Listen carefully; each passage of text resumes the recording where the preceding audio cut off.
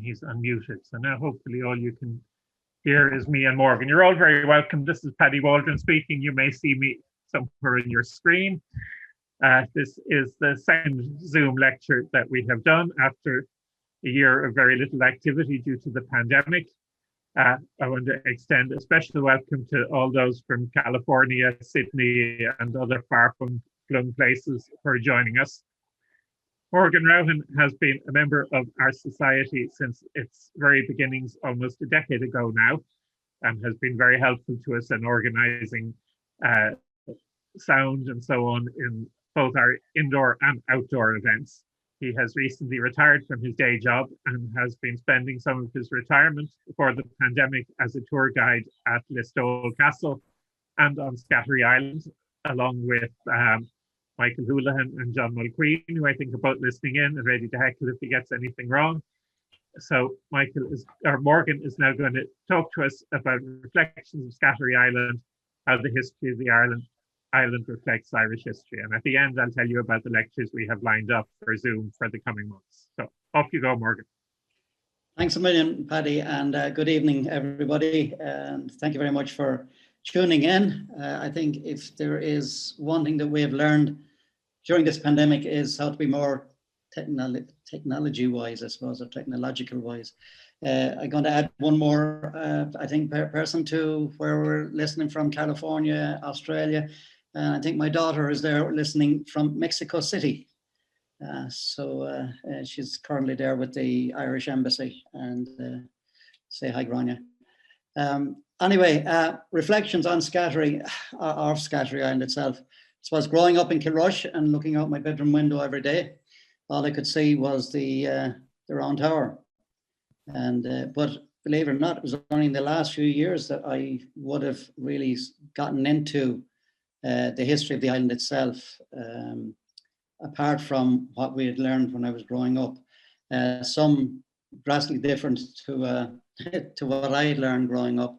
And my background, I suppose, would be on the river itself, because my father, grandfather, great-grandfather, and great-great-grandfather all worked on the Shannon estuary.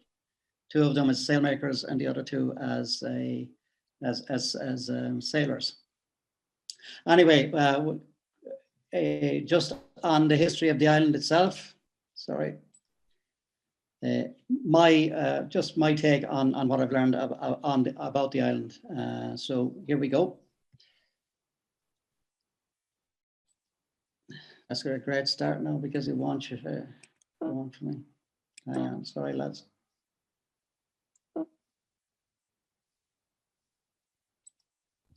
There we go. Inishkaig, or Scattery Island. The name of the island, first of all, the island of the battles, but growing up I knew it as the island of the cog, or the sea monster, or the serpent. The island of the battles, I suppose, because Ca is a battle. And how I came about from Inishkaig into Scattery Island itself, I think they just anglicised through Inishkati, from Inishkaig to Inishkati, and eventually Scattery Island. Now there is another theory in the fact that from the Viking era, that SCATR, scatter, is an old Viking word for treasure. So you could also call it the Treasure Island itself. In area, it's about just shy of 170 acres or 70 hectares, and uninhabited by humans since 1978. But at the height of its population in recorded times was 1881, when we had 141 people on the census living on the island. Some of those were British soldiers, and I will talk to you about that later on as we're going. If anybody's into geology, the island itself is a drumlin, and it's a lot smaller now today than it would have been when at the time of St. Senan. In fact, the estuary itself would have been a lot narrower back then as well. But with just over the centuries, we have a lot of erosion going on. Island is mainly associated with our local saint here in in County Clare, Saint Senan. Saint Senan was born in Malacca, which was just outside of Kilrush. And how he got his name just after he was born, his mother brought him out, and she picked some berries, and this is one of the traditions about Saint Senan itself, and this was told by the Church of Ireland curate in Kilrush in 1816, a Reverend John Graham. And he says that his mother brought him out and she started eating berries, and he said to her, "You have an early appetite, mother. That little piece above it is supposed to be Irish." I'm not going to even attempt to say it. To which she replied, "You have old talk, my child." So that's how he got his name, Shannon to Alanov. So that his name then became Senan or Senan. He then asked her to pick 3 rushes from the valley near where they lived in Malacca, and when she did, a lake appeared, Malacca Lake, and it was there that she baptized her son, and that's where Saint Senan came from. He probably came from a very wealthy family because they had land not only in Malacca, but they also had land near Blackware, I believe, in Listowel. And it is there when he was tending to livestock as a young boy that he got his calling in the fact that the tide came in around him, and he prayed, and God told him to stretch out his staff, and a pathway came through the water for him to get to safety. You can see the reference to other biblical stories as we're going along. So as I said, he was born in Malacca in the year 488, and after this he studied under the Abbot Cassidin, and then in Kilmanagh, which is over in Ossory. Now Cassidin came from West Cork, and it was through him that he actually went in to become a priest. But after Kilmanagh, he also studied then up in Clonard under St. Finian, and it was here the St. Finian is said to have actually taught the 12 apostles of Ireland, of which Senan was one. And 2 of the other ones were St. Brendan, the navigator, St. Brendan of Birr, and St. Kieran of Clonmacnoise. Both St. Brendan of Birr and St. Kieran of Clonmacnoise actually came to Senan in Scattery in Inishkaig. His very first church that he founded was in Temple Shannon in Enniscorthy. And from there he went to Rome and back to the monastery of St. Martin in Tours in France. And on the way back to Ireland, he then founded churches in Plouzane, which is in Brittany, the village of Senan in Cornwall near Senan's Cove, and also visited St. David in Wales, and is reputed to have founded a church there as well. Before he got the calling back to Ireland into Inishcarra in County Cork, first of all, and then to various islands on the estuary, then to Mutton Island, just off Quilty, Bishop's Island, just off Kilkee, and finally in either the year 532 or 544, he landed in Scattery and founded the monastery on Scattery itself. He died in the year 544. He was in his mid-50s, about 56, I believe, when he died, which would have been fairly old for somebody at that time. Coming on to Scattery from Bishop's Island, it is said that he landed there. He was brought by the Archangel Michael, sorry, not Raphael, and he brought him on a flagstone and landed him on the highest point of the island, which is here. It's Ardnanangle, or Knocknanangle, the height of the angel. And it was from here that he went to battle the Cahane, or the serpent that was surrounding the island. Now, these battles are not, they're quite significant in the fact that they're all over the early Christian legend. We have St. George of England battling a dragon, and we also have St. Columcille battling the Loch Ness monster, and of course St. Patrick getting rid of the snakes. So to me, I think this is more of that the new religion of Christianity is against the old religion of the Druids and Celtic Ireland. And so it's a change. And I think this is bore out more in the fact that after Senan settled on the island, the local chieftain, MacTail, he was a chieftain in Corcaboshan at the time. He sent one of his druids to the island to dispatch Senan basically off the island and kill the Christianity. But Senan banished him from the island as well. And as the druid left the island, he was caught on a tidal wave. And if you can just see here, there is a little rock there, Carrick-Dunan, also known as Corrigondry or Druid's Rock. And the tidal wave washed the druid onto that rock, and he drowned. I should say as well that when Senan got rid of the serpent that surrounded the island, he banished him, and the serpent actually neither stopped nor stayed, it is said, until he reached his final resting place, which was in Duloc, up near Milltown, Malbay. And I believe if you want to go see him, that's where he is to this day itself. But as I said, the island itself is all about Saint Senan. And he died on the 8th of March, 544. So that is his feast day. And there would have been many patterns or pilgrimages to the island on that day, the 8th of March.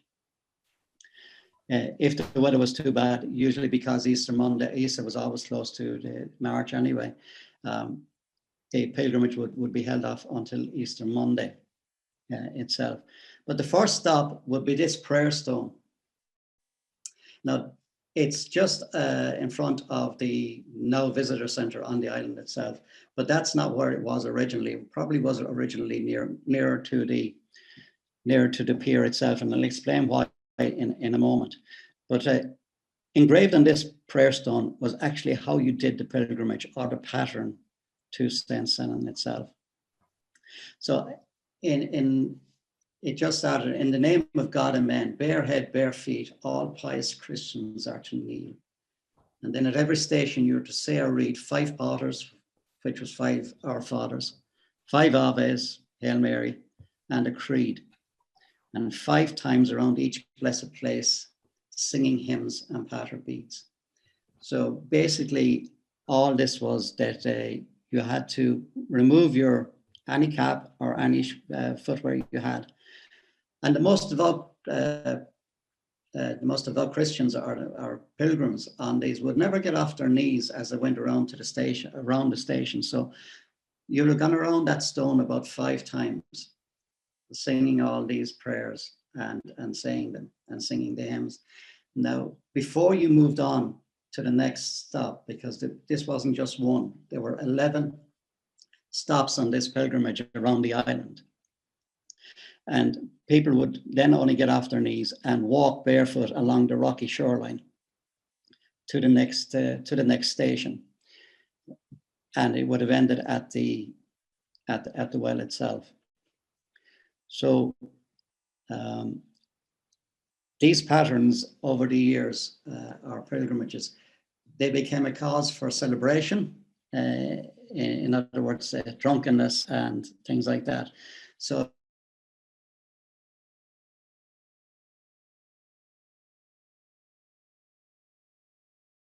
eventually for heritage, but the Dean of Kilrush at the time, Kelly, he removed that prayer stone, and he off the island and gave it to.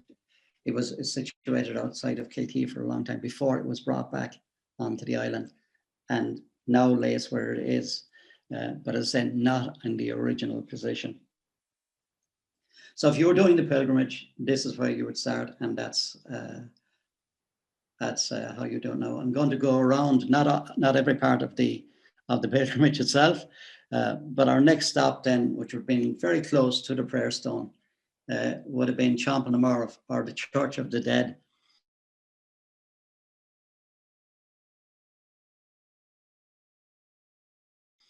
Here, the last of the monks in the early 1600s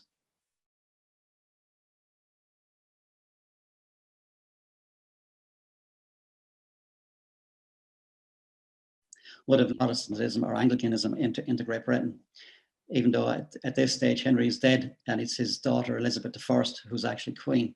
When the last of the monks leave the island, some say that the monks left willingly, others were saying that they were forced out, but for appearance's sake, they were well treated as they were put on the boats, but then drowned in the estuary afterwards.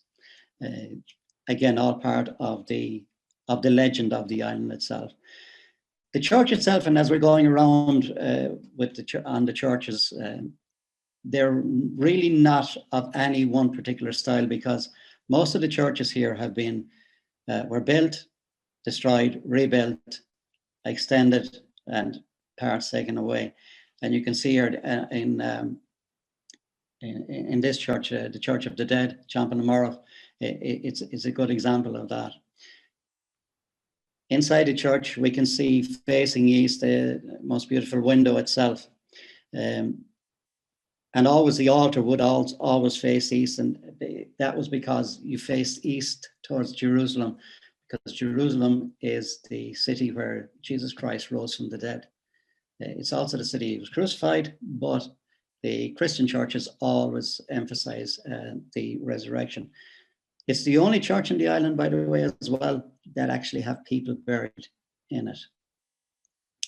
And we can see one of the headstones here. This guy was a local boatman near Clare, but he's buried on the island. People were buried on the island because two things: if you were buried in a church or in a sacred place, you were closer to God, but by the virtue of the fact that you were buried near Saint Senan, made you closer again. So this is why people wanted to be buried on Scattery. Of course, to be buried on Scattery, then you probably needed a few shillings or a few bob, which is why we have these beautiful iconography on some of these headstones. And we can see just part of it here. We see the crucified Christ, and we have the discs on each side of the cross, 15 on each side, so that makes up the 30 pieces of silver that was paid to Judas to betray Christ.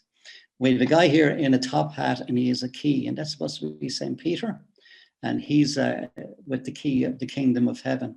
And another guy over on the right-hand side, he's blowing a bugle. That's the Archangel Gabriel, who's signifying the last day. But there's one actually very nice piece on this particular one. It's the only one I've seen on the island so far. And it's just about here. We have a rooster and we have a cooking pot.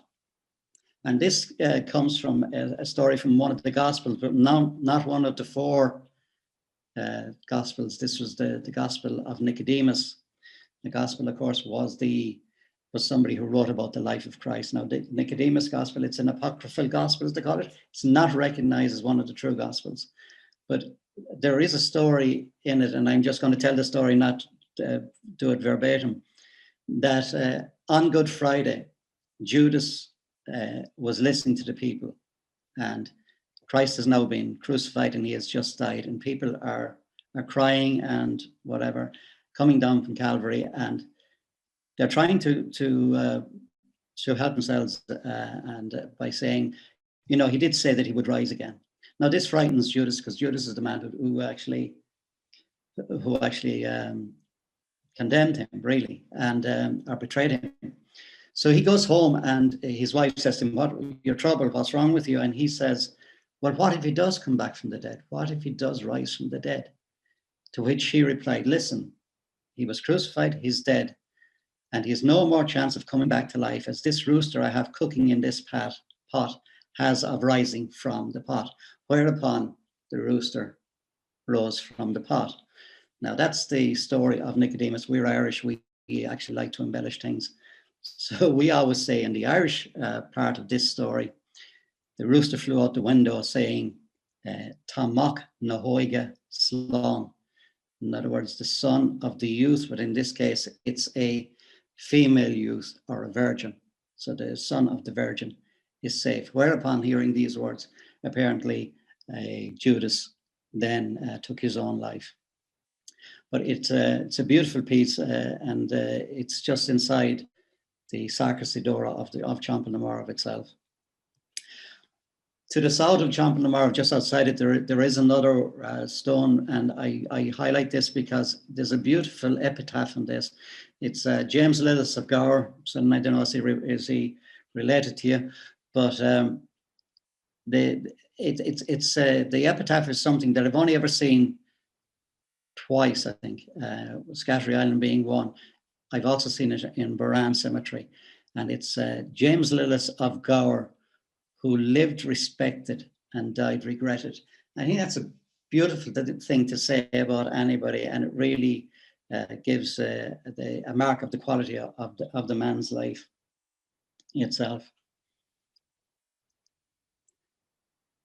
So moving on then from Champel na Marv, we're now coming up to the second of churches, or the biggest church on the island itself, Ardagh Leis Mhuire agus Naomh Senan, the Cathedral of Mary and Saint Senan. And we're looking at the eastern side of it at the moment, which would have been the newest part of this cathedral. And it has the most beautiful Gothic window just on the eastern side.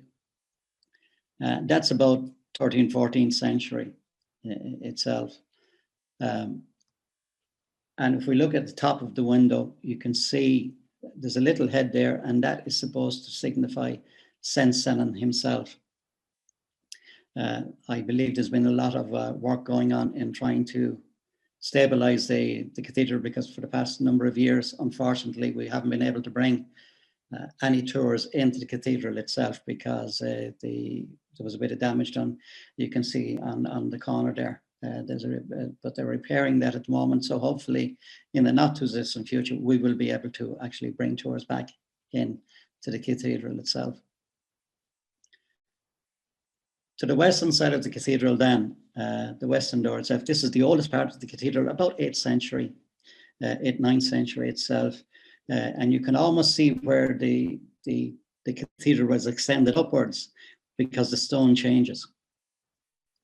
And to the left of that, then you can just see a little oratory as well.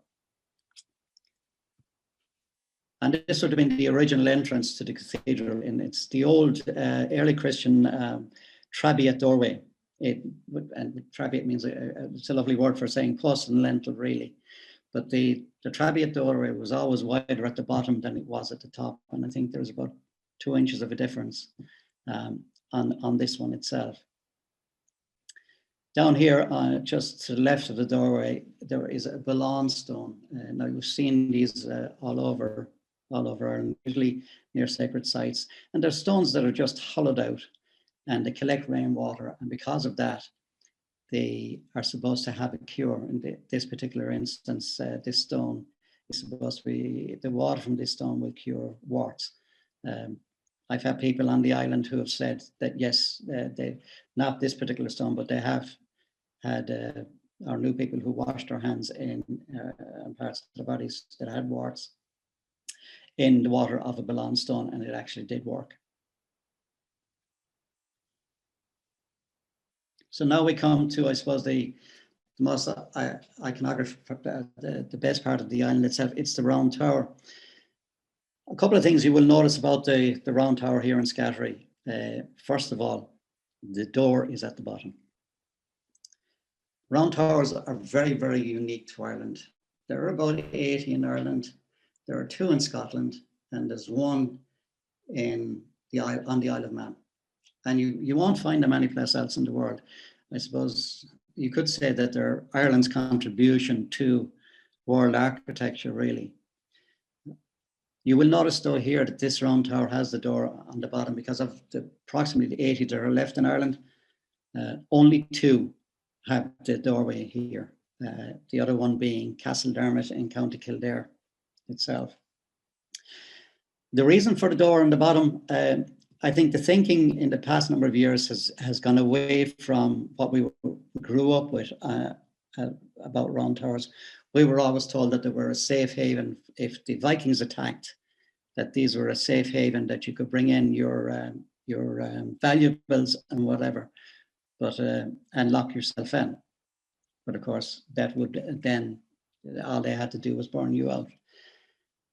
The thinking now is that it wasn't, it was just a bell tower, because the Irish word for a round tower is clough or a bell house.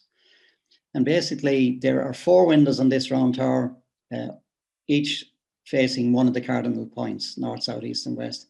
And at the top, there are 4 in one circle itself. The windows were placed actually at the floor level, because that's where you needed the light. Because if you were storing stuff or whatever, that's where you needed the light. So that's the reason for those. The access to each floor would have been done by a rope ladder itself. The reason I think they went away from the door at the bottom, I think this tower is a prototype, probably one of the eldest, the oldest that's in Ireland, one of the first built. And they discovered that the foundations on these round towers were never that deep.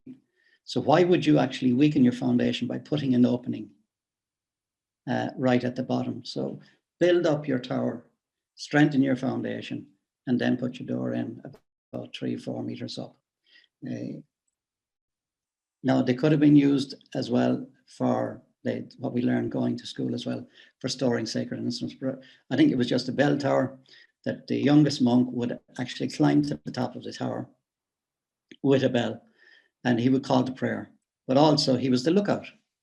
And I often think, like, you know, if they saw the longboats of the Vikings coming up the river, what would they think? You know, ringing the bell.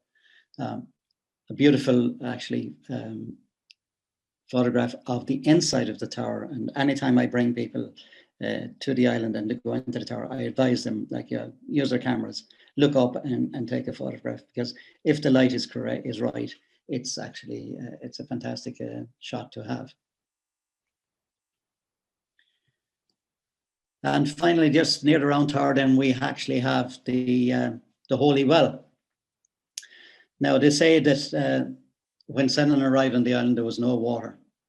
So the angel advised him to scrape his staff on the ground, and a well appeared. So if you were doing the pilgrimage, guys, this you were delighted when you got to the well, because this was the 11th and final station. So now your pilgrimage was over itself. This particular well was the only source of water for the villagers in later years, as well as being a holy well itself. There were other wells on the western part of the island, but they were contaminated with seawater in the 1800s itself. But this one just served for the village, as well as being the holy well. A couple of things about it. It does have a cure, like all holy wells, and the cure that this one carries is for sore eyes itself. And there is another tradition that if you can look into the well and see your reflection, then your sins are forgiven. So I keep trying to look in when I get there, but I've never seen my reflection yet. And finally, coming towards the end of the churches then itself, we actually have the Church of St. Senan, or Temple Senan. And this, I suppose, is the only church that we can actually think that there is some kind of a style, a Romanesque style church, because you have the window just there itself. And here on these 2 walls, I think there would have been an archway, a beautiful archway leading in to the chancel here itself, where the altar was. And of course, everybody would be out here in the nave. One of the newer churches again, and because it's Romanesque, I think there's a lot of European culture coming into the island now. So just proving that this was a teaching island, and that monks from Europe are coming over to learn here as well, and they were bringing their styles of buildings with them.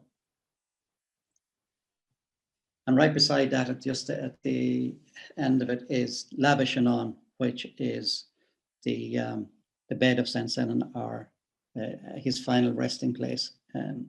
It is said that this is where he's buried, and there is a reason. There's a bar across the the church itself to get in, because that bar is supposed to stop women from entering the bed of St. Senan. If a lady does go in, if she marries, the marriage probably will not last, and she will not be able to bear children itself. The stones inside, because you were on an island, a lot of the young lads became sailors, so they would have taken a stone, because once you had a stone from St. Senan's bed, then you would not drown. It would keep you safe.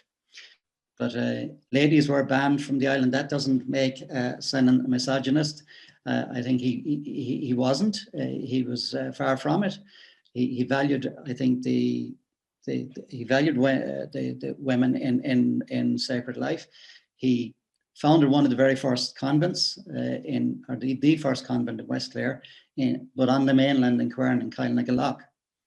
And there is a lovely story about St. Cahane, who either people differ where she came from. They say west of Ballylongford, other people say from Bantry. But she came to the island to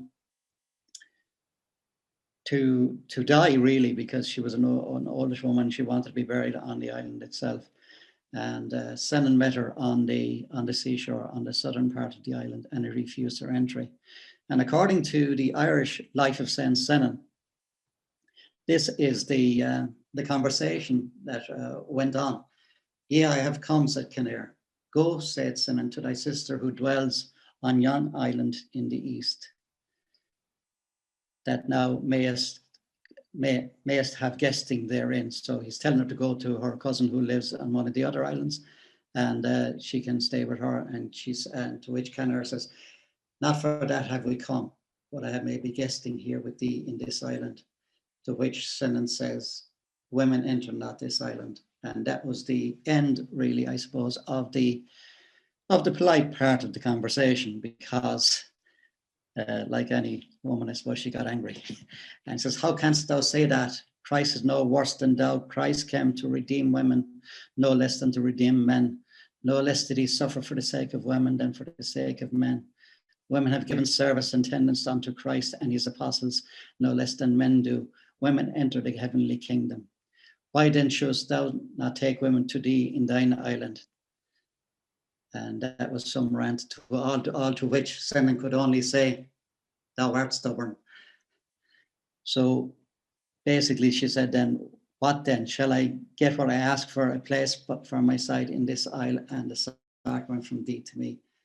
To which Senan said, "A place of resurrection will be given thee here on the brink of the wave, but I fear that the sea will carry off thy remains." To which she replied, "God will grant me the spot wherein I lie will not be the first that the sea will bear away." So basically he let her on the island because she pointed out to him that Christ had died for women as well as men. But when she came on, he gave her communion, and she died not long afterwards. And she was buried, I should say, at the high water mark at the time, of course, with erosion over the centuries. That now is gone, and it's only a couple of times a year now, on a very low tide, you will be able to see a rock off the southern part of the island, which is called Lady's Grave, and that's where St. Cahane apparently is buried itself. And finally, just west of his bed, we have a cross slab on the island itself, and this is about 1,000 years old, and it has a triquarter or a Trinity cross on it. And the writing is Ordo Wainach Acha Mogran, and Ordo is real Old Irish for pray for Wainach, and then Acha Mogran is the tutor of Mogran. So it's the only one we found so far, because there hasn't been really a very good archaeological dig on the island. I'm sure if they ever did one, they would probably find more. But this bears out the fact that this island, Inishkai, was a teaching island itself. There is another, this now is a scan, but we have an Ogham stone, and of course the Ogham alphabet, really used at that time by the Celts and by the early Christians to record. This stone now is presently in the visitor centre on the island. But a few years ago, students from University College Galway came and scanned the stone, and you can just about see two of the letters that are left. The only two letters left, which it's S and N, which we're hoping means that they were talking about Senan on the stone itself. So that really is the end of the monastic side of the island itself. But going back to, as I said, the battles and the battles on the island, we have, of course, the Vikings sacked the island in 1816 and 1835. And then Brian Boru in 1875 attacked Vikings on the island. And this is supposed to be Brian Boru himself. He slaughtered about 600 to 800 people. He ordered that the bodies would not be buried as a warning to other would-be Vikings and other would-be attackers of the island. The thing was that he probably broke the sanctity of the church on the island, that some of them sought sanctuary in the cathedral, and he still killed them, to which they say that on the night before the Battle of Clontarf in 1014, Senan appeared to him in a dream and said, because of what you've done on my island, you will not survive the battle tomorrow, or your son will not survive either. And both he and his son were actually killed on the Battle of Clontarf. So the start of our, I suppose, the fight or the battles of the island itself, that was one. Another thing reflecting the Irish history, Cahane's Castle or Keane's Castle. Nicholas Cahane was living here in around 1576, and then in 1588, 7 ships from the Spanish Armada arrived on the estuary. 4 large, 3 small. One of the largest ships, the Annunciata, was in quite serious damage, and they were very low on provisions. And the Spanish actually tried to barter with the people of Kilrush and with Nicholas Cahane here on the island. And what they offered was a cask of wine for every cask of water that they got. So it was a straight swap, wine for water. However, on the shoreline was a Botus Clancy, and he's the guy who was responsible for hanging the survivors of the San Marcos and the San Esteban in Spanish Point. Now he was afraid. It was one thing. It was one thing for him to actually capture and hang half-drowned seamen after their boats had crashed or were washed up on the rocks. It was a different thing facing 7 fully armed boats in the estuary. So he wasn't going to go attacking them. But Clancy got word to Cahane not to do any business with them. They offered him one of the ships, the Annunciata, which was badly damaged. They offered him that ship as well as to try and sweeten the deal. But I think that Cahane may have been interested, first of all, but on the advice from Clancy, he turned down the offer. So what they did was they just took everything off the Annunciata and they put it on another ship called the Bark de Danzig. And then they just scuttled the Annunciata, and that she's still at the bottom of the estuary there. The captain of the Bark de Danzig, at the time, was a guy called Iveglia, and he came from Raduska or Dubrovnik, which means again that the Spanish Armada was really a multicultural thing. It was a lot of mercenary ships as well. The one thing about the Bark de Danzig we do know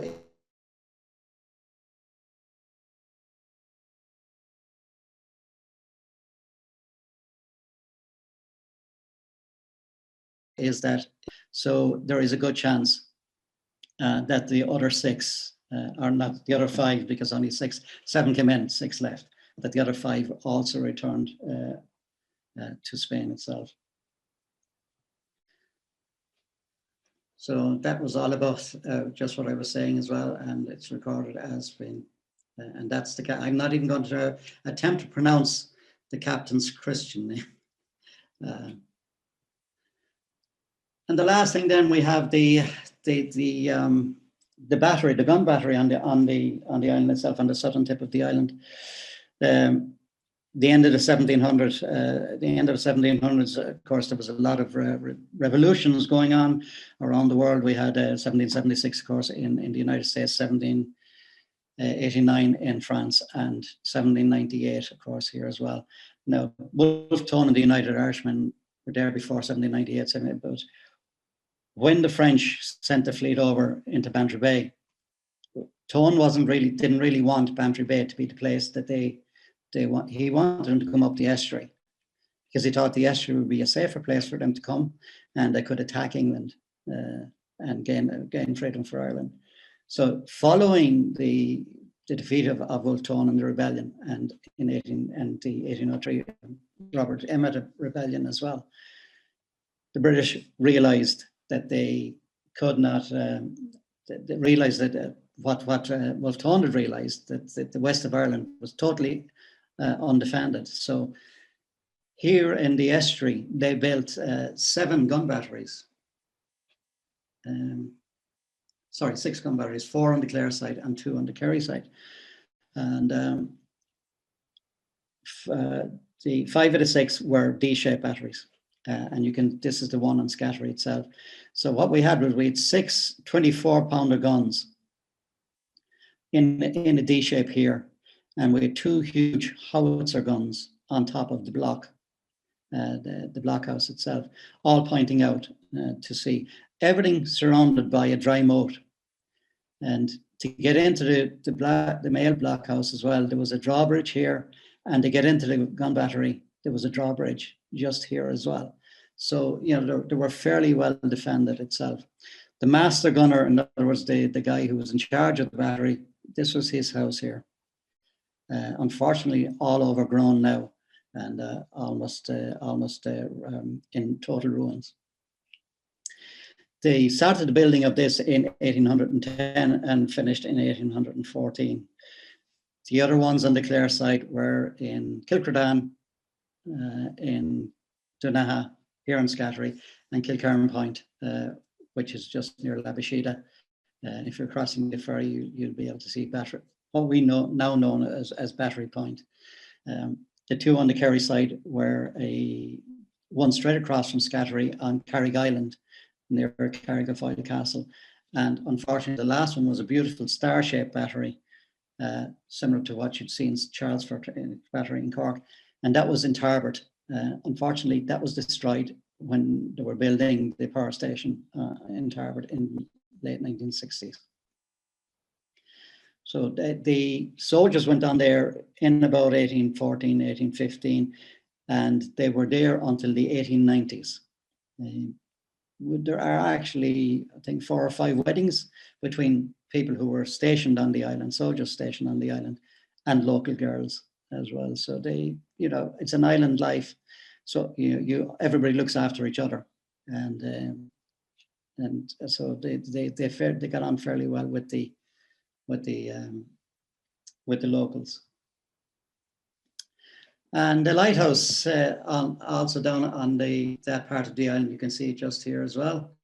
The lighthouse started in the 1870s, really, or 1860s, 1868, and they said first of all that the best place to put the lighthouse were within the confines of the battery.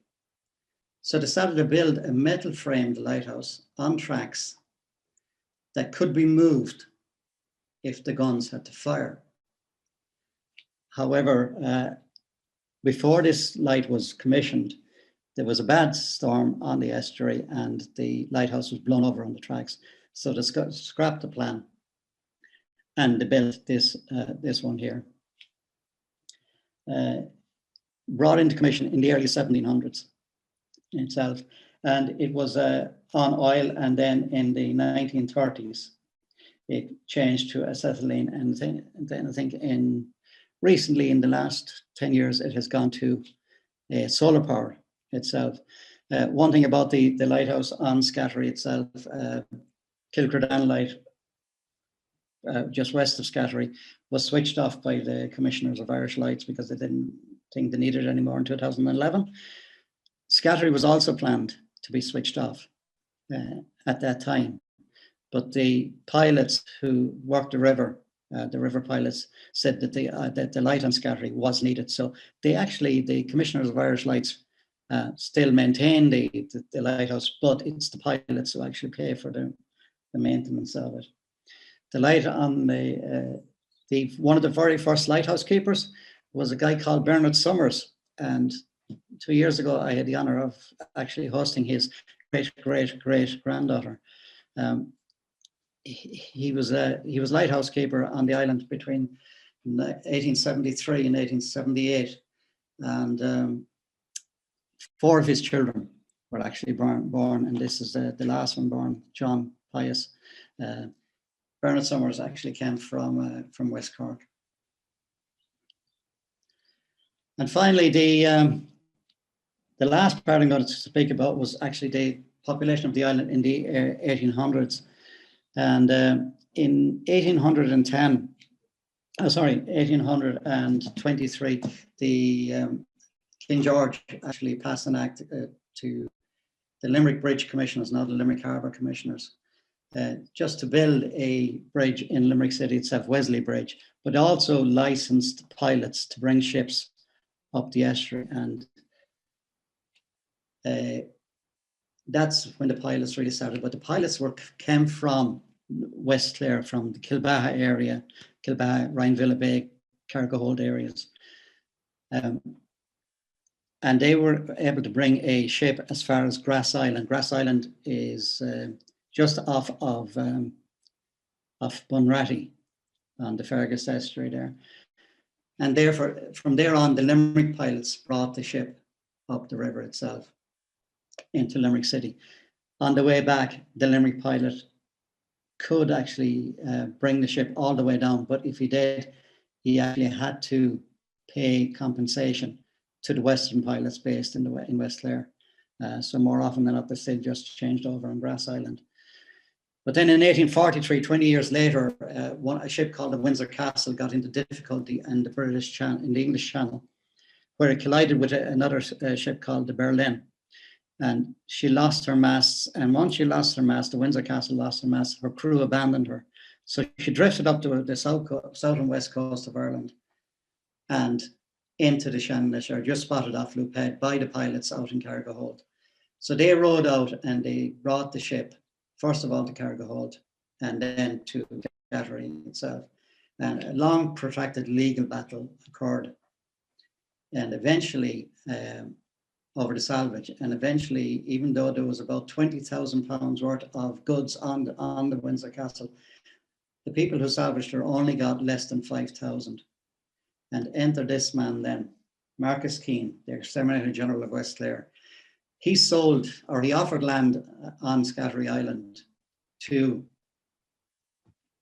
the pilots if they wanted to come up and live there. And a few families did. So now we have the pilot families leaving West Clare, and some of them coming up onto Scattery Island itself. And mainly they used to get out to a boat by rowing on a curragh, or what they call a curragh, we call them canoes. And but after there was a drowning in 1873, I think the 5 pilots, most of them all was related to each other, drowned in Cargo Hold.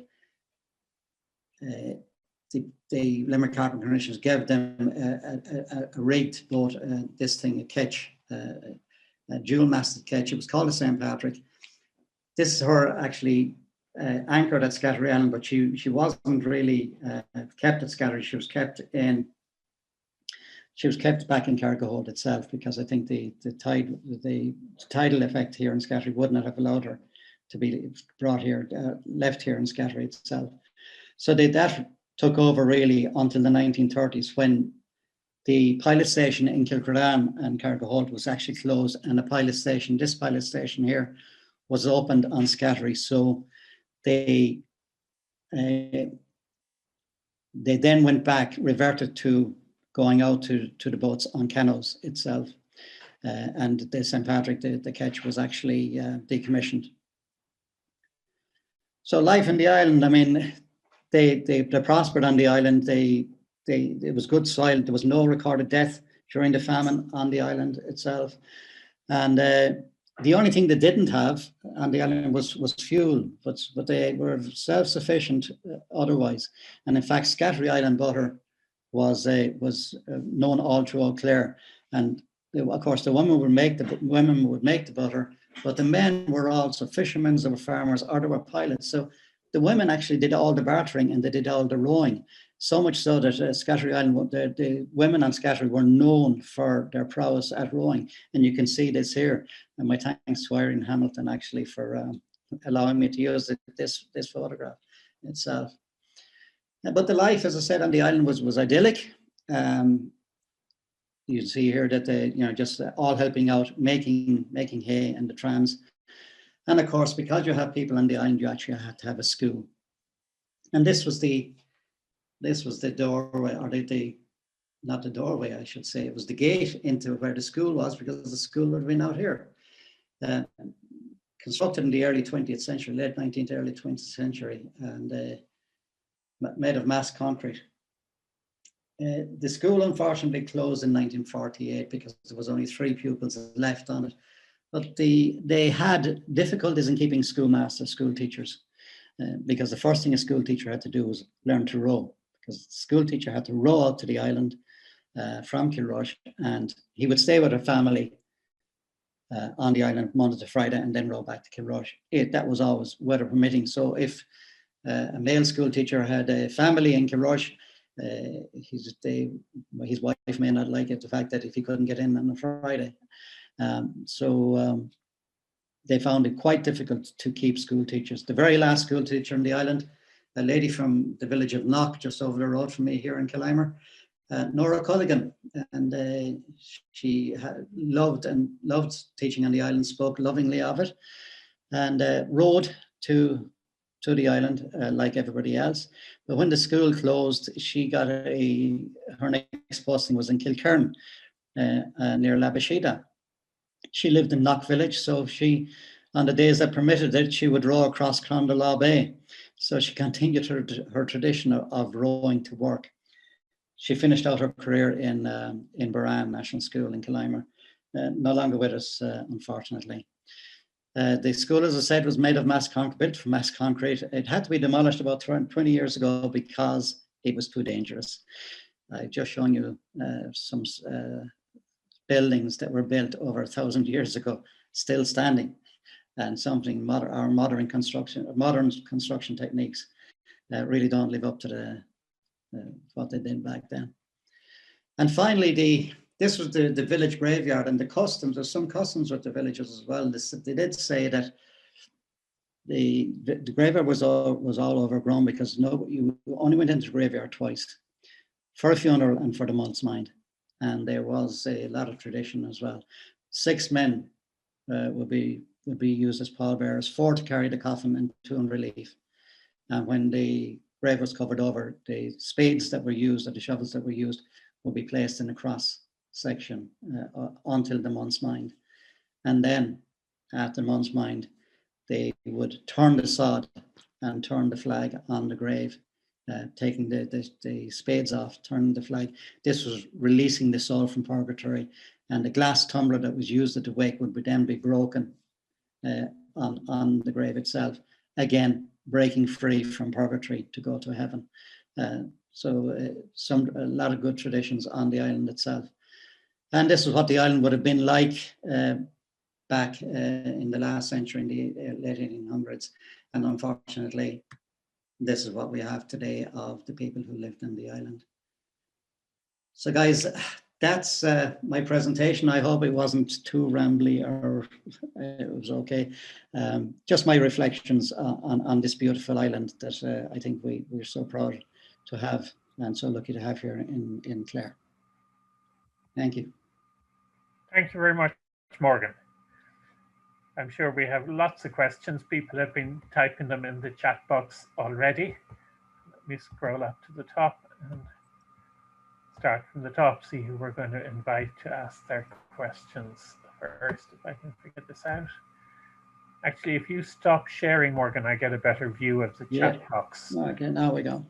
That's better.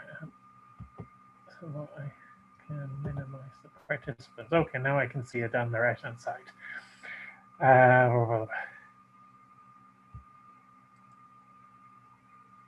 Where did the question start? Michael O'Connell wants to know, what did you say about Blackbear at the very beginning? He says, is that how Blackbear Bridge came about? My sort of, when I was saying about where to say where the term, where his father had the land was known as Tarman. We call it Tarman here. Your Tarman East and Tarman West, now Townland, you know. But Tarman was the Irish pronunciation would be T-E-R-M-A-N, Tarman. It was a grant to land as well, which ended up with his family giving that to the establishment in Scattery. And there's another Tarman down near Killimer. I think the local school in Killimer was, the original one was in Tarman. But Tarman, and you'll find that the word Tarman all over the country. It was a grant of land it was ecclesiastical land, which was the old Irish word for a section or so on was given. But no, I just put in a kind of tongue-in-cheek there how did Blackbear Bridge come along, you know, and that's more or less a sort of tongue-in-cheek comment on it. Have we gone? Somebody else is sharing a screen, which is there. I'm not sure how to stop that. Something is messing up now. I think we're back now again. Yeah. That's turned off to only host. I don't know how that got changed. Senan asked, can we see your presentation later? This has been recorded and we hope to put it up on our website or our Facebook page later. But if you're prepared to share the PowerPoint presentation, Morgan, we can put that up as well. Certainly, yeah. That's not a problem. Patrick Cusack asked a few questions. Are the round towers similar to Arabic minarets? I think if you go back far enough, I think all religions back then, I think, borrowed from each other. So yes, to answer your question, Barry, possibly yes. I mean, you would have those as well. Like, so I think all these religions started the same, but they started borrowing little characteristics from each other. And Senan Lillis also pointed out Senan's Well in Clare, one of many St. Senan's Wells, which Michael Houlihan there can tell us all about, also has a cure for sore eyes. And so has St. P's Well outside Kilkee on the Cliff Road in the town of the Pruitt, another well reputed to cure sore eyes. And there may be dozens of others. Are we right, Michael Houlihan? Can you hear me? Absolutely correct. By far the most common gain to be found in visiting Holy Well was cure for sore eyes. But kind of the explanation I've come up with that is that people lived in very low ceilinged houses, very smoky. So when they got away on pilgrimage for a day and used the fresh water of the well, there was a sense of relief. So wells began to be associated with a sort of improved eye health. There are other wells that have slightly other uses, but by far, I'd say 70 to 80%, if they have a cure, it's for sore eyes. Good. Michael O'Connell agreed with Patrick Cusack that the early monks came from Egypt relative to the Coptic religion before Patrick influenced the early church structures. So maybe that's why where the round tower came from. Patrick then asked, had there been consideration given to a proper archaeological dig on the island? I think that will be something, I suppose, for the colleges with the OPW now to sort out. To date, I don't think there ever has been any consideration. So I suppose in one sense it might be nice to see, because we might be able to find some more stuff. But you have to remember that it's like the thing of the Titanic, like, you know, it's a grave, and I mean, I suppose the 800 people that Brian Boru slaughtered, as well as everybody else is buried in the island, do you want to actually go disturbing that, you know? So one of the things I was wondering about, Morgan, is where the actual dwellings of the monks were, if there was any monastic village ever noted. There was never a village, I don't think. No. I'm hoping that Michael Hoolan or John, if John McQueen is on as well, they may know, because they're my colleagues on the island itself. In fact, I'm the new boy on the island, really. I haven't come across any of the dwellings that they may have had. If I offer an opinion, it's coming more out of ignorance than anything else, but the churches that remain on the island today are the last phase of building on the island, and they were churches, so that they were retained. I suspect, and I don't know, that where the monks lived may have been in wooden structures, and I think most of those are gone. The only really permanent structures are the churches. John Mulqueen might have an opinion on that. Is John there somewhere around? I'm still there. Is he muted? He's gone. Oh, I don't. Yeah.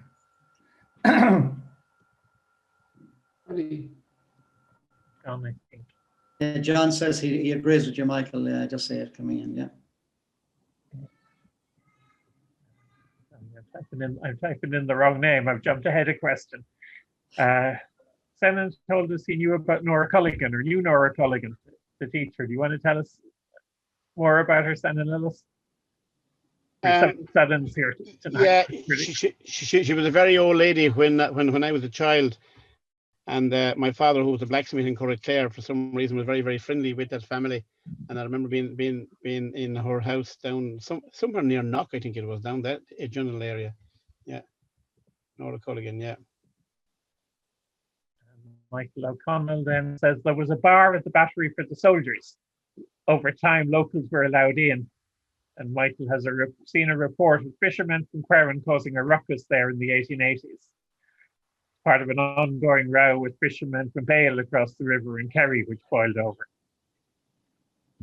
Patrick said again the school was there to the 80s. Morgan, I think you said it's only about 20 years ago since it was finally demolished. Yeah, the 80s. Yeah, should ever be. Yeah, it was there in the 80s because I remember it there myself in the 80s. Really, actually. I was wondering as well, Morgan, too. The sea probably undermined it before anything else. Sorry? I think the sea probably undermined it before it was eventually demolished, because if I remember, it probably did. Yeah, it probably did. Actually, just on what Michael O'Connell was saying about the bar on the island itself, that was the only place where there was a bar. But thankfully, the Limerick Harbour Commissioners have put online the Limerick Pilot Minute Books, and there is one notice from the 18th of October 1877 on the minute book itself. The Harbour Commissioners, having received frequent complaints of drunkenness against some of the Western pilots, which show them to be not only disgraceful to the service and unfit to be entrusted with the charge of valuable ships and cargoes, but also dangerous comrades for their more sober companions in boarding ships, hereby give notice that any pilot against whom a charge of drunkenness shall be established in future will be immediately dismissed from the service. So there was no second chance with them, because you had to agree that there was once you went on these ships, there were valuable cargoes and valuable ship and a valuable cargo. So the pilots, held religiously to the fact that if they were on duty, they did not drink.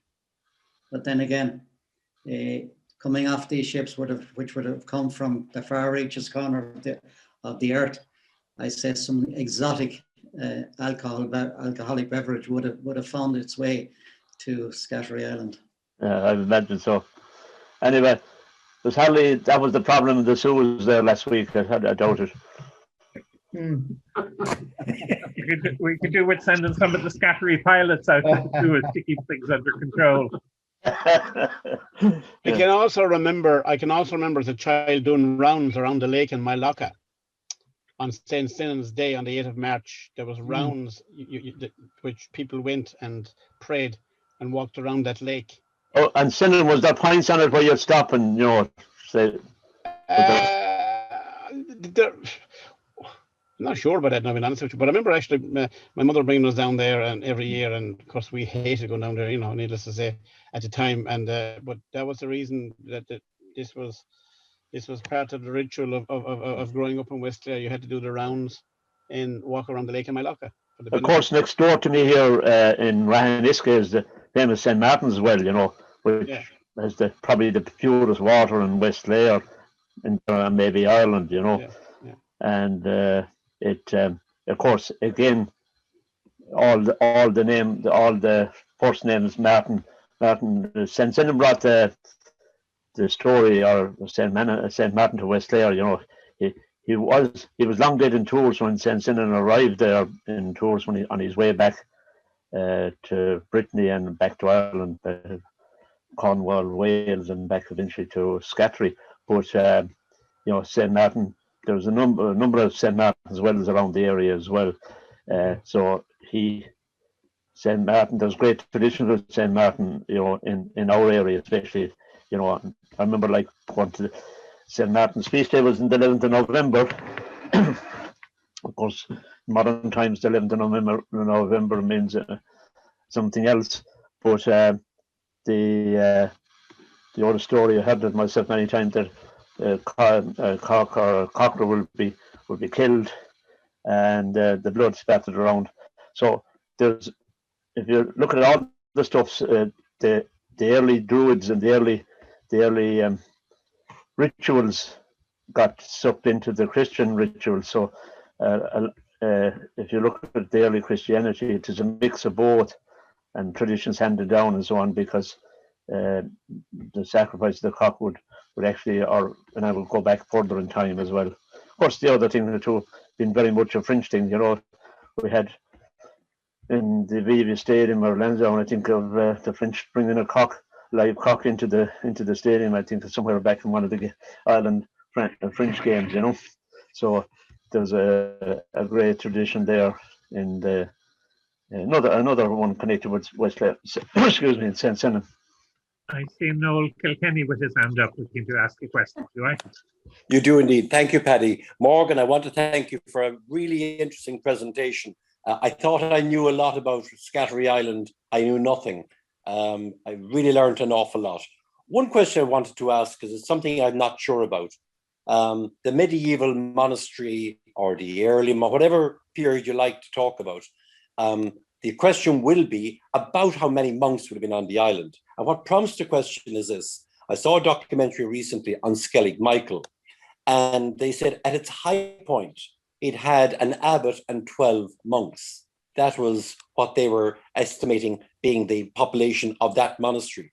Now, Scattery isn't as inhospitable as Skellig Michael, but do you have any sense how many monks there might have been at any particular point? And again, Morgan, thank you. And what about St. Senan as well? Thanks, Noel. To answer your question, I suppose not really. We know there would have been an abbot and there would have been teaching staff. How many teaching staff, we don't know. But then you would have had students. So at any one time, you could have had, I suppose, anything between 60 to 80 on the island between teaching staff and students itself. But I'm open to correction on that. And one further point, Honora here beside me asks, what about St. Senan's Well on the Kilkee Road? We grew up with the idea that when the monster was expelled, there was something about the Devil's Bit up near St. Senan's Well on the Kilkee Road. Do you have any sense of that? Because we went to visit it, sure. I actually, believe it or not, I heard that as well. And that's what I grew up with. Of course, the well on the St. Senan's on the Kilkee Road, that was done by the Lucre family in honor of their brother Joseph, who unfortunately died very young. That's right. But But I do, yeah, I do remember growing up that that dip in the land was always called the Devil's Bite. No, but you know, just learning more and more about Scattery, and especially as I said, like when the Cahane was banished by Senan, sorry, I have to go back on my notes here. He neither stopped nor stayed, is what they say. So until he got to Dulac, I had heard that he.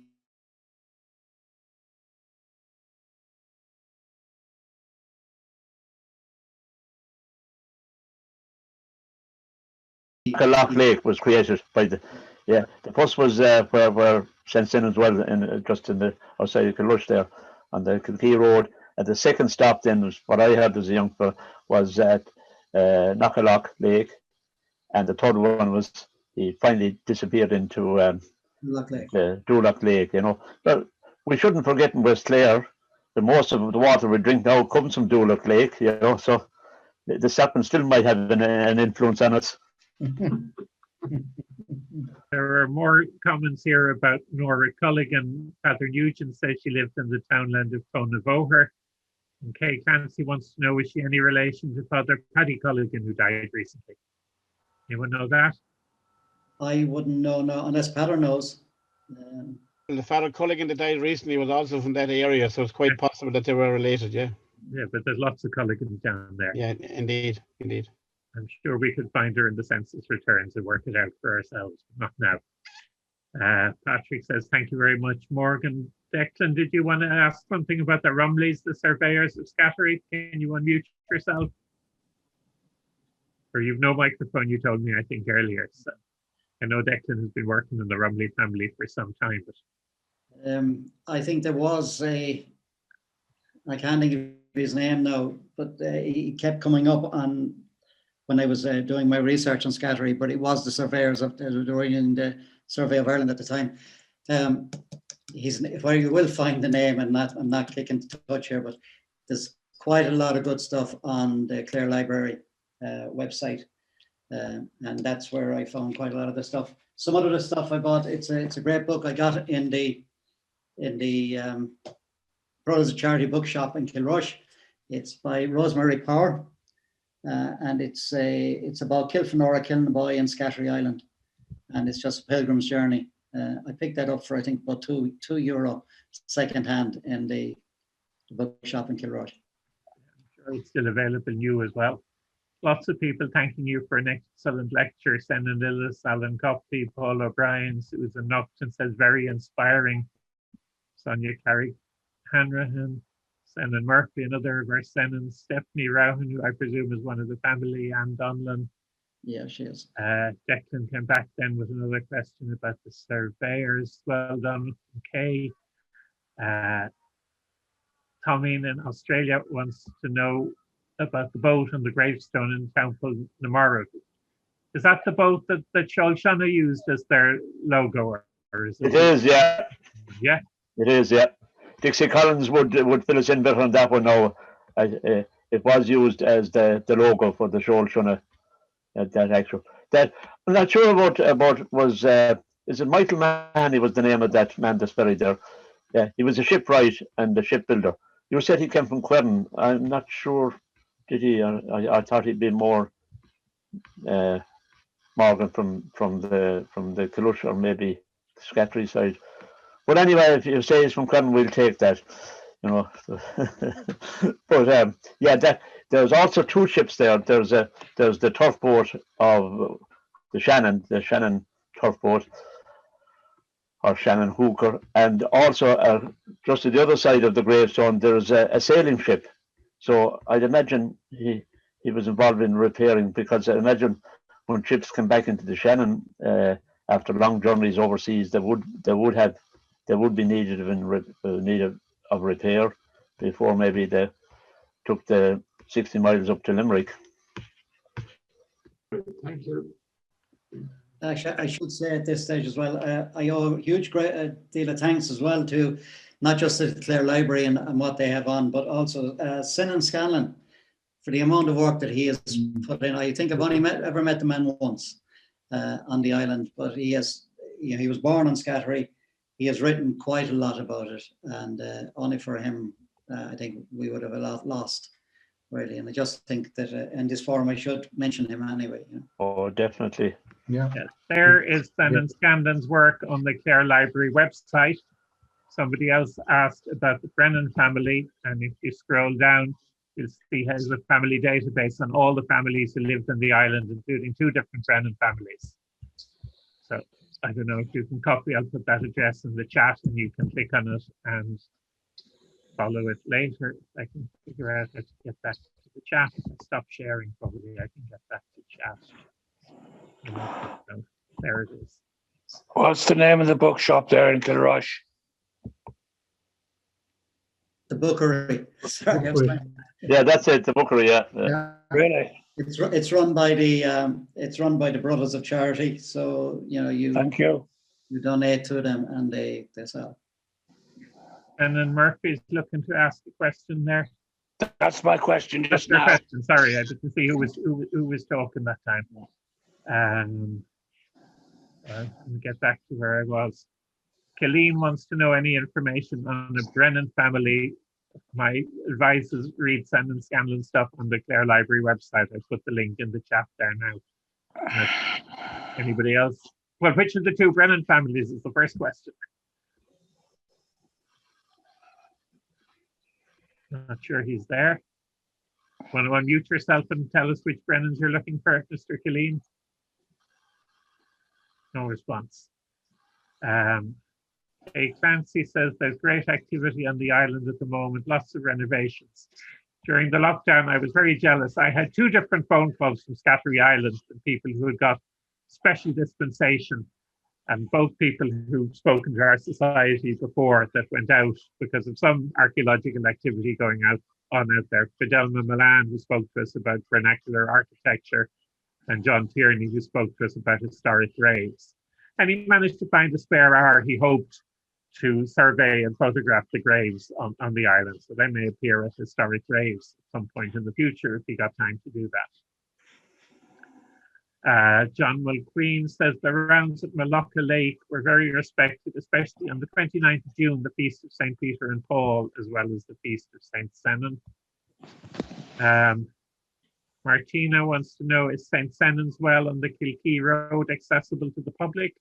I've never actually been in there, but I think it is. There's a signpost as you drive past, isn't there? It is, yes, yeah. Yeah. You can go in there. It's getting very shook. There's a kind of a pathway down to the well. I was down there last year, but it's not being minded as carefully as it once was.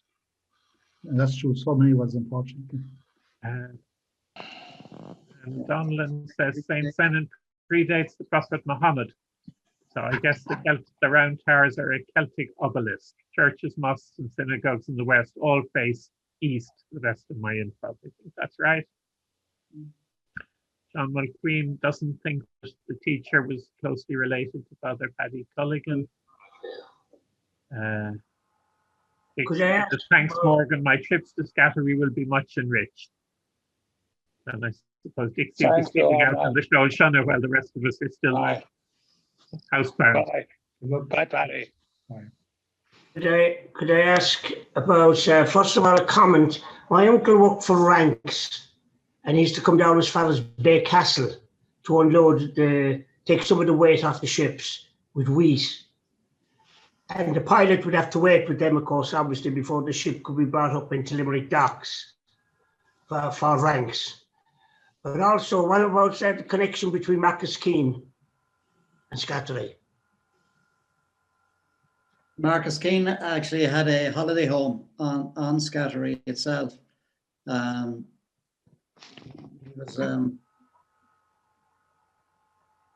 He was actually, oh God, the name of the house and then it escapes me now. But he did have a holiday home, but he was also the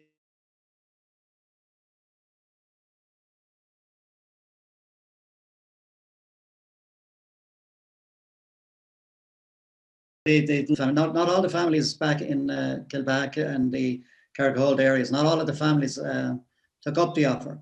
Only a few. I think the Griffins, the Brennans were a few of the families that took it up. The other question that I have asked several times, Morgan, is before the Windsor Castle pilots came to farm on the island, who was living there? Who did they replace? And there was a Roughan family that appears on the parish registers, or Bonfield and a Roughan. I think Bonfield married to Roughan with children baptised in Scattery, and then they reappear back in Kilbaha. And I wonder, was there a direct swap between some of the Scattery people and some of the Kilbaha people?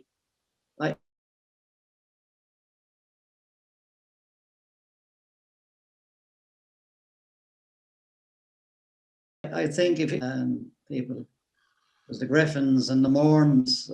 Griffins definitely is a North Kerry name, and so are the Morns. Well, I think the Morns are North Kerry, but I think the Morns came on Scattery. From what I read, they were actually stonemasons, so on. They may be involved in the building of the battery and other structures. Also, some of the houses, there was houses already in the little village there. They were occupied by what I can gather by customs and excise people as well. They sort of seem to have been withdrawn, and the pilots took over the houses they left behind. And there was heirs on Scattery as well, Heir. They were actually from, it seems, from Kilkishen. They were actually cattle people who were involved in cattle drovers for some landlord or something. Not 100%. I'm just going from memory, you know. I was actually speaking to a lady from Kilmurray-Mahon who originally was here from Kilkishen, and I asked her that same question, and she says, yeah, the family were cattle drovers, but she has no knowledge of any of the family actually being on Scattery. And Donlan says she thinks Rosemary Parr planned to promote a Clare Camino or a Clare Pilgrim Way, which I think she did promote while she wasn't there, which she's now moved on to live in Scotland. So she left that in the hands of others. She's still in there, I think. A good man to organise that would be Senan Lillis, because she's great experience of around caminos down around Santiago and so on. On land now, not the one they did by the Nave Oak by sea, you know. We leave that up to Senan. Thanks, Michael, for landing that on me. Yeah, I walked the Camino 7 times, the whole lot of it from start to finish. But who knows what we'll do in Clare? Who knows? Yeah, exactly. Good one. I saw Maura in there. I think she was involved in that Clare Pilgrim Way as well with Bob Hannah. Yeah, she was, I think. Yeah, Rosemary and others. Aoife Kelly says, thank you so much for such a great lecture. Joe McCluskey says, excellent, well done, Morgan. Declan, who doesn't seem to have a microphone, says, Rumley lived at Reha. 3 generations were involved in customs and excise, including Jonathan, a surveyor buried in Knock. Cusack says, looking forward to future events, must renew my membership. I should remind you all, we're not charging for access to these Zoom lectures, but we still have various ongoing projects that need funding, and we would appreciate people who might like to renew or join the society. If you go to our website, kdhs.ie, you'll find the application form and a link to PayPal, or you can post a check to our chairperson in Kilrush. What else is on here? Con Curry says, congrats on an excellent lecture. Kerry Slattery, all the way from California, says, excellent talk and photos. Thank you. Jack Kiley says, really enjoyable and well put together. Senan Lillis again tells us, Dr. Henry Jeff, the former principal of St. Senan School in Enniscorthy, did his PhD thesis on the life of St. Senan. I wonder, is that available online or has it ever been published? Interesting. It hasn't. It's not available, Paddy, online, and I tried to get. He's not very well at the moment, and I'm still trying to get my hands on his one and only bound copy. So watch this space. Hopefully, it can be scanned and made more widely available. Yeah. Connie Curry asked, was it Marcus Keane's brother, Francis Nathaniel Keane, that sold the land to the pilots? Well, I think rented rather than sold. Is that right, Morgan? I think I rented originally, but I think they eventually sold them for I can't remember, was it £50? I think was the sale price. And I think, was it Francis Nathaniel married a Marrett, and was it the Marretts who were the landlords rather than the Keens in the previous generation? Yeah, the Keens were just the land agents themselves. I think that they didn't actually own the land. Declan Barron says, thank you, Morgan. John McQueen says, excellent, Morgan. Paul O'Brien says, remind everyone about our website, kdhs.ie. And I think that's the end of the messages.